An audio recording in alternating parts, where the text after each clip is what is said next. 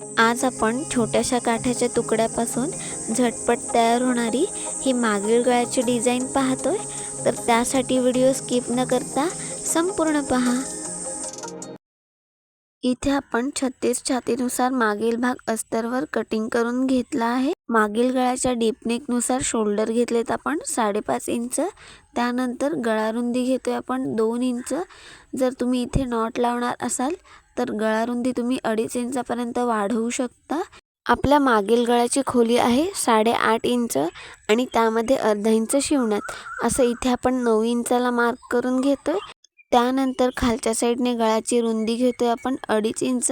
आता हे दोन्ही पॉइंट्स जोडून इथे आपल्याला बॉक्स तयार करून घ्यायचा आहे। मागील गळा जितका डीप नेक हवाय त्यानुसार माप बदलून घ्या। आता खालच्या साईडने आपल्याला 1.5 इंचाला मार्क करून घ्यायचं आहे। त्यानंतर बाहेरच्या साईडला आपण अर्धा इंचाला मार्क करून घेतोय। आता बंद बाजूकडून इथपर्यंत क्रॉस लाईन आखून घ्यायची आहे।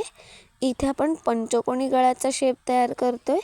त्यानंतर वरच्या साईडला 2.5 इंचाला मार्क करून तिथून आपल्याला ही रेषा जोडून घ्यायची आहे। इथे पाहताय अगदी सोप्या पद्धतीने पंचकोनी गळ्याचा शेप ड्रॉ करून घेतला।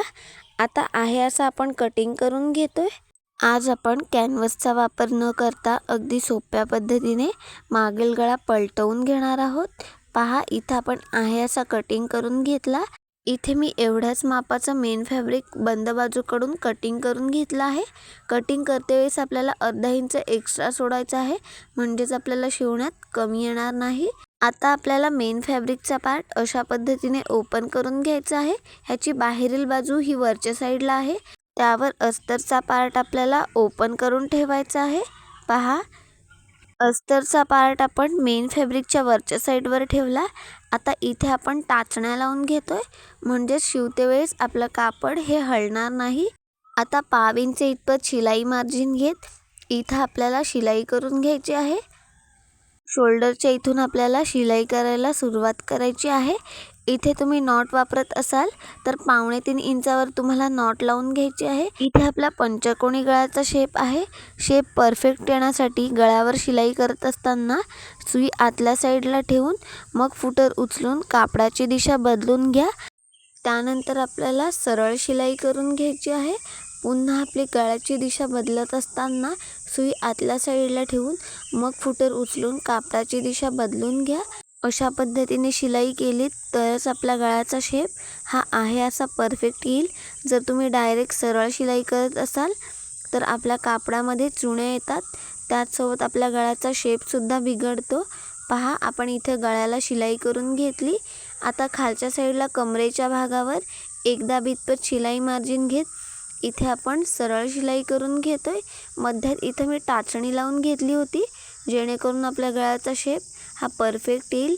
पहा इथं आपण कमरेच्या भागावर शिलाई करून घेतली। आता एक्स्ट्राचं कापड 1.5 इंच इतपत सोडत इथे आपल्याला कटिंग करून घ्यायचं आहे।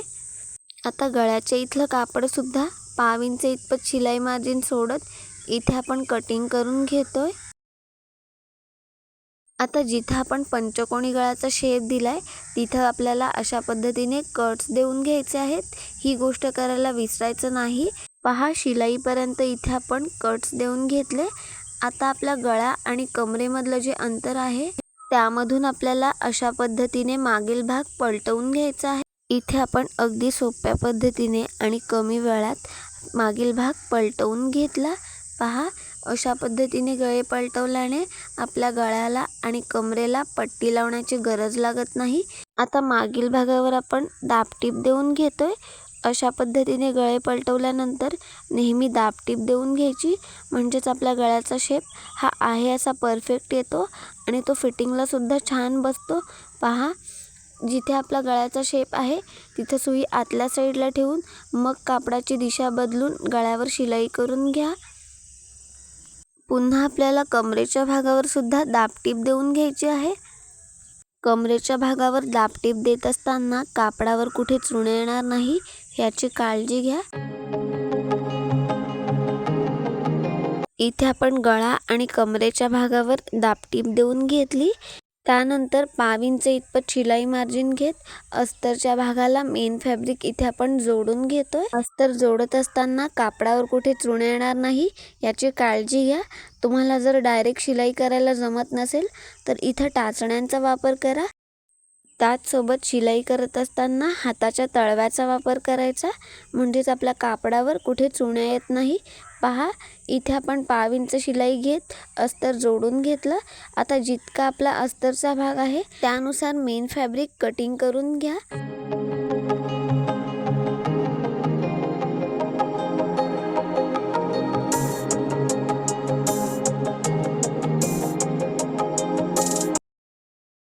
इथं आपण अगदी सोप्या पद्धतीने मागील भाग तयार करून घेतला। आता मागील भागावर जी आपण डिझाईन करणार आहोत ती तुम्हाला किती मोठी हवी आहे त्यानुसार इथं तुम्ही मोजून घ्या। मागील गळा जितका तुमचा डीप नेक असेल त्यानुसार इथं आपल्याला चौकोनची साईज लहान मोठी घ्यायची आहे। पहा, इथे मी 3 इंचाचा चौकोन तयार करून घेणार आहे। त्यासाठी इथं आपण 3.5 बाय 3.5 चे अस्तर आणि मेन फॅब्रिकचे 2 पीस घेतले आहे। हे आपण पलटवून घेतोय। आता मेन फॅब्रिकची बाहेरील बाजू अस्तरवर ठेवून इथं आपल्याला 5 इंच इतपत शिलाई मार्जिन घेत चौकोनच्या चारही बाजूला शिलाई करून घ्यायची आहे।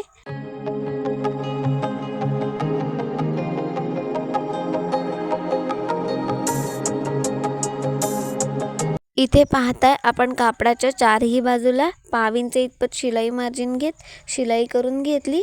आता हा कापडाचा तुकडा अशा पद्धतीने मध्यात फोल्ड करून घ्या। मध्यात आपल्याला मार्क करून घ्यायचा आहे।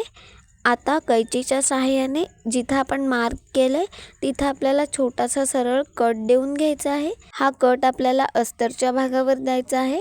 आता तिथूनच आपण हा चौकोन बाहेरच्या साईडला पलटवून घेतोय। पहा, अगदी सोपी पद्धत आहे। कापडाचे चारही बाजूचे कोपरे अगदी व्यवस्थित इथे आपल्याला पलटून घ्यायचे आहेत। आता आपण मागील भाग घेतोय। मागील भागाच्या मध्यावर आपल्याला खडूच्या सहाय्याने सरळ लाईन आखून घ्यायची आहे। आता आपण तयार केलेला कापडाचा चौकोन इथं आपल्याला बरोबर मध्यात ठेवून घ्यायचा आहे। मध्यात इथं टाचणी लावून घ्या, म्हणजेच आपल्याला शिलाई करते वेळेस सोपं जाईल। आता चौकोनच्या चारही बाजूला आपल्याला टीप देऊन घ्यायची आहे। अगदी कडेने इथं आपण टीप देऊन घेतोय। पहा, अशा पद्धतीने चौकोनावर टीप दिल्यामुळे जेव्हा आपण ब्लाऊजला लेस लावतो तेव्हा आपल्या गळ्याचा शेप हा बिघडत नाही। आता डाव्या बाजूच्या शोल्डरच्या इथून आपण लेस लावायला सुरुवात करतोय। ब्लाऊजला मॅच होईल अशी इथं मी थोडी ब्रॉड लेस घेतली आहे। अगदी कडेने इथं आपण लेस लावून घेतोय। आता जिथं आपल्या गळ्याचा शेप आहे तिथं आपल्याला छोटीशी चुणी देऊन घ्यायची आहे। पहा, तिथं सरळ शिलाई करून घ्या। आता गळ्याचा शेप परफेक्ट येण्यासाठी सुई आतल्या साईडला ठेवून मग कापडाची दिशा बदलून घ्या। आता काठाच्या चौकोनापर्यंत आपल्याला सरळ शिलाई करून घ्यायची आहे। पहा, आता इथे आपल्याला लहान चुणी टाकून घ्यायची आहे, जेणेकरून आपल्या गळ्याचा शेप हा परफेक्ट दिसेल। पहा, इथे आपण अगदी व्यवस्थित चुणी टाकून घेतोय। गळ्यावर लेस लावत असताना थोडा वेळ घ्या, हळूवारपणे लेस लावा, तरच आपल्या गळ्याचा शेप हा परफेक्ट दिसेल, नाहीतर मग तो बिघडतो। पुन्हा आपण सरळ शिलाई करून घेतोय। काठाच्या चौकोनावर आपल्याला तिन्ही बाजूला लेसची चुणी तयार करून घ्यायची आहे, तेव्हाच आपल्या चौकोनाचा शेप आहे असा तयार होईल। अगदी 7 ते 8 मिनिटात तयार होणारी ही मागील गळ्याची डिझाईन तुम्हाला कशी वाटली ते मला कमेंट करून नक्की कळवा। जेव्हा आपल्या ब्लाऊज पिसामध्ये एकाच बाजूला काठ असतो जो की आपल्याला बाहीसाठी वापरायचा असतो, त्यामुळे आपल्याला मागील गळ्यावर कोणती डिझाईन करावी हे कळत नाही, त्यावेळी तुम्ही अशा पद्धतीची डिझाईन करू शकता। इथे आपली साडी ही एकाच कलरची होती, अशावेळी आपल्याला कोणती डिझाईन करावी हे कळत नाही, म्हणून इथं आपण काठाच्या तुकड्यापासून अगदी सोपी अशी डिझाईन तयार केली। एका बाजूने आपण पूर्ण लेस लावून घेतली की पुन्हा आपल्याला लेसवर दुसऱ्या बाजूने शिलाई करून घ्यायची आहे। ही शिलाई करायला विसरायचं नाही, नाहीतर मग आपली लेस ही उचलल्यासारखी वाटते आणि गळ्याचा शेपसुद्धा परफेक्ट दिसत नाही। इथे आपल्या संपूर्ण मागील भागाची कटिंग आणि स्टिचिंग झाली आहे। जर तुम्ही चॅनलवर नवीन असाल तर चॅनलला लाईक करा, शेअर करा आणि सबस्क्राईब करा। व्हिडिओ संपूर्ण पाहिल्याबद्दल मनापासून धन्यवाद।